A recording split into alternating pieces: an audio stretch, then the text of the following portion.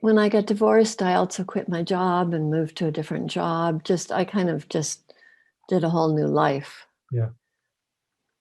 And I ended up working for this travel agency and ended up being the assistant leader on the first Mount Everest cleanup trek. And I'm trekking in Nepal and out in the wilderness. And it was like I was away from all the electronics and all the Oh, yeah, yeah. buzz and all the craziness of life off in the wilderness and the Himalayas, where the little prayer flags are flying through, and there's this heartfelt energy, and and it devotion. was it was just heaven. So I was supposed to stay for a month, and I wired my job saying I quit, and I stayed for a couple more months, and then I got kicked out of the country because my visa expired. But it was just like, oh, this whole other realm of reality.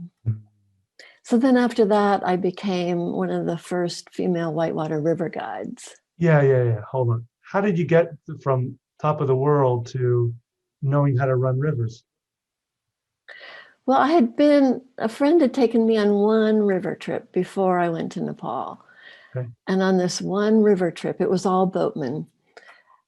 And I was just like in heaven. Hmm. Here I was with the river and the trees and nature.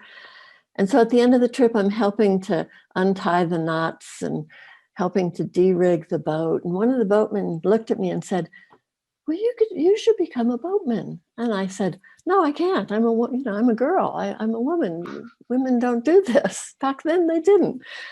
And he said, no, no, no, you can do this. And that just really stuck in my head. Wow. And so then it was maybe a year later that I was in Nepal trekking. And I was up there in that expansive, Oh, wonderful air. And I kept thinking, I want to row a boat down the Grand Canyon. And that just kept coming up as I'm trekking up at 18,000 feet in Nepal. It's like, I want to row a boat in the Grand Canyon.